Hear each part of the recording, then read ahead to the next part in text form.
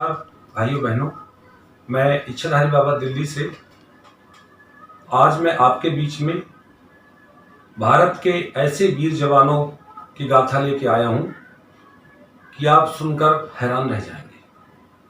मैं बात करता हूं दिल्ली पुलिस की। इस समय पूरा भारत, पूरा विश्व घोर संकट में है। ये बात आप सब लोगों को पता है।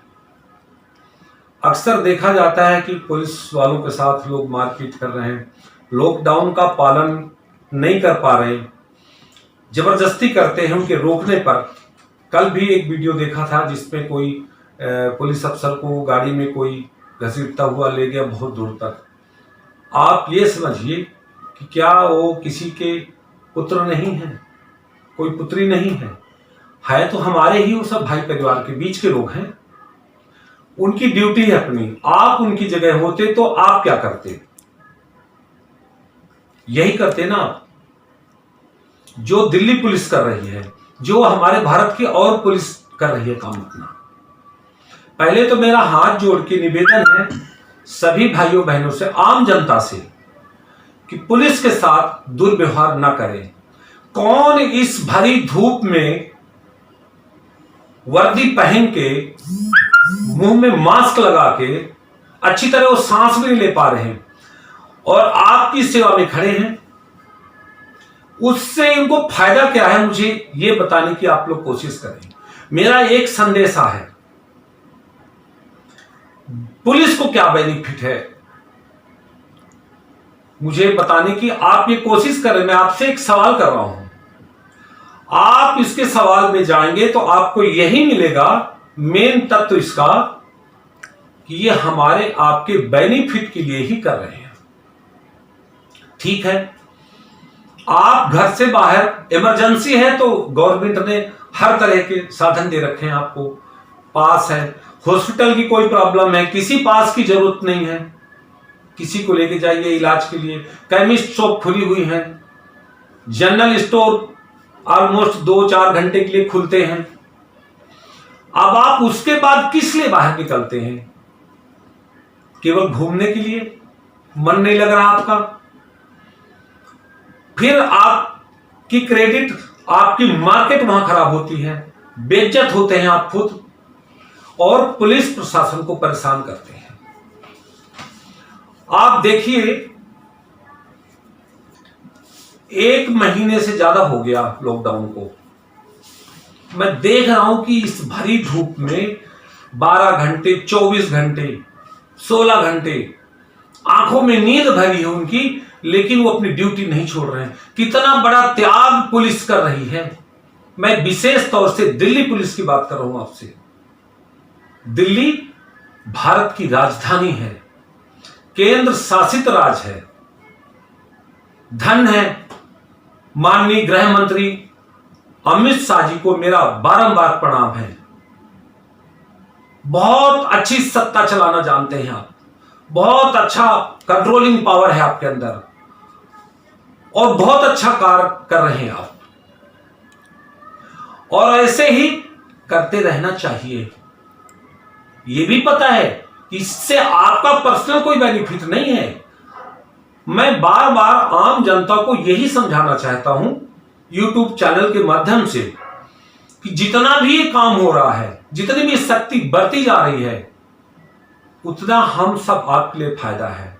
नहीं तो कोई अपने बाप को खो रहा है, कोई मां को, कोई भाई को, कोई बहन को, कोई बेटा को, कोई न कोई हर दिन खोता ही जा रहा है। इतनी शक्ति करने के बाद भी अगर इतने केस बढ़ रहे हैं, आप यकीन कीजिए कि आपसे ज्यादा, लाख गुना ज्यादा तकलीफ हमारे माननीय प्रधानमंत्री मोदी जी को, योगी जी को, अमित शाह जी को, जिनके बारे में मैं ज्यादा सुनता हूं, माननीय शिवराज सिंह जी मध्य प्रदेश के मुख्यमंत्री हैं, जिनकी न्यूज में अक्सर देखता हूं, जो इस देश के सच्चे सेवक हैं। आज तक आपने सुना है कभी जिस प्रधानमंत्री ने यह कहा हो कि मैं चौकीदार हूं? कल्पना करिए आप कि मैं कहना क्या चाहता हूं। चौकीदार आम जनता की नजरों में सबसे छोटा पद है। आपने बनाया उनको प्रधानमंत्री है। एक आदमी को प्रधानमंत्री नहीं बनाता है, पूरे देश की जनता ने चुन करके बनाया। और इतनी उम्मीद भी नहीं थी कि इतना अच्छा कार्य वो कर जाएंगे। आज हमारे देश का पूरे विश्व में नाम है। सोचिए, अदर कंट्री में हमारे मोदी जी जाते हैं तो जयकारा भारत का लगता है, मोदी जी का जयकारा लगता है, कितनी खुशी होती है। वो किसी ने गलत नहीं बोला था। 56 इंच का सीना वो है तो मोदी जी के अंदर है और वो करके दिखा रहे हैं। इसलिए आप लॉकडाउन का पूरा पालन करें। पुलिस के साथ बिल्कुल भी बदतमीजी ना करें। उनका भी अपना परिवार है, छोटे छोटे बच्चे हैं घरों में, ना समय से भोजन मिलता, ना उनको एक्स्ट्रा ड्यूटी का पैसा मिलता। मजे की बात यह भी है, एक पुलिस ही ऐसी है जो आपके हर मुसीबत में खड़ी होती है।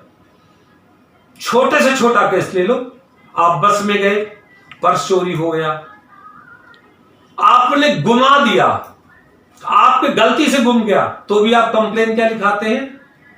चोरी हो गया, जेब कट गई मेरी। कटी हो नहीं कटी हो, वो ड्यूटी किसकी? पुलिस की। कोई आपदा आ गई हो, कोई छेड़खानी हो गई हो, कोई चोरी डकैती हो गई हो, जीने से मरने तक की जिम्मेदारी सब आपकी दिल्ली पुलिस ने उठा रखी है, पूरे भारत की पुलिस ने उठा रखी है। सम्मान करना सीख लो मेरे भाइयों बहनों। कब सीखोगे? हर दिन आए दिन एक केस आता है। पंजाब में केस आया था कि सब इंस्पेक्टर है, उनका हाथ काट दिया। क्या बिगाड़ा था उन्होंने आपका? आपके भलाई के लिए तो रोका था गाड़ी को। समझ सकते हैं तो इसी सरकार में समझ सकते हैं। दोबारा मौका नहीं मिलता है आपको। आपने बहुत सारे शासन सत्ता देखे होंगे, जिसकी जितनी उम्र होगी उतने ही प्रधानमंत्री देखे होंगे, लेकिन ऐसे सत्ता चलाने का तजुर्बा मुझे लगता नहीं कि किसी प्रधानमंत्री में था। रहा होगा तो उनको मौका नहीं दिया गया। मैं एक छोटी सी घटना मुझे याद आती है कि कुछ टाइम के लिए हमारे पहली बार जब प्रधानमंत्री माननीय पूजनीय अटल बिहारी वाजपेयी जी बने, तो इसी कांग्रेस ने मिलजुल करके उनको 13 दिन टिकना भारी कर दिया उनको। आज वो उस समय अगर राज कर गए होते तो देश इतनी संकट घड़ी नहीं जूझता।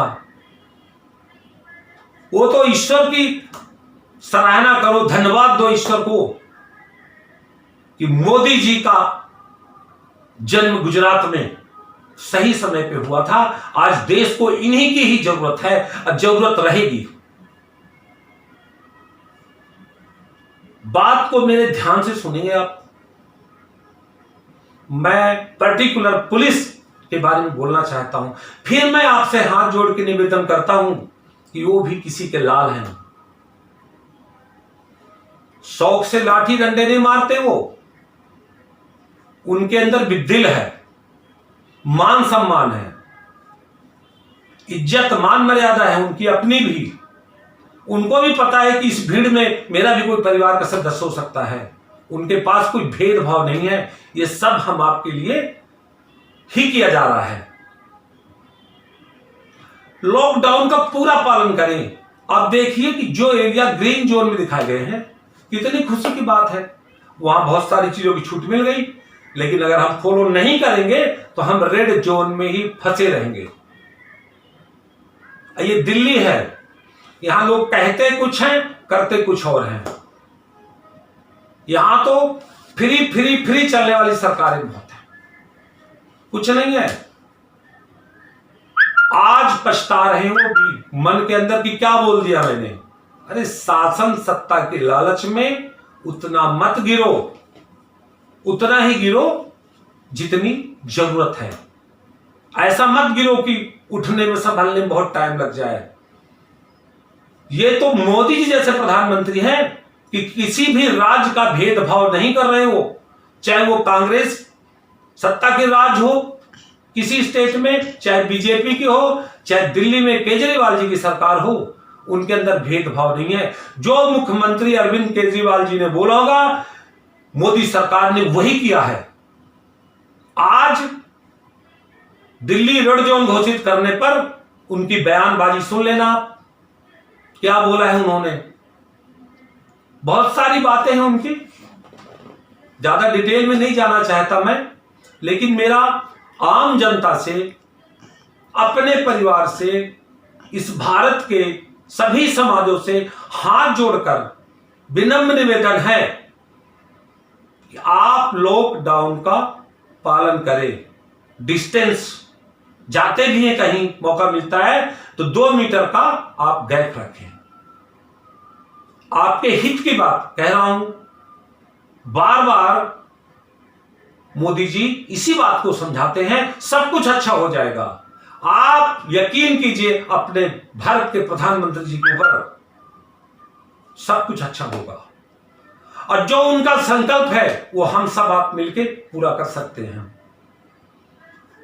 कोशिश उनकी पूरी है कि हमारे भारत में एक भी मौत ना हो, ना जाए।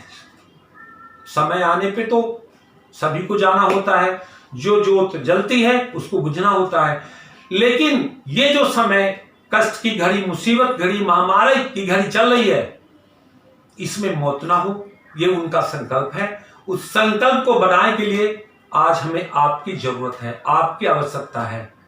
आप उसमें सहयोग दें।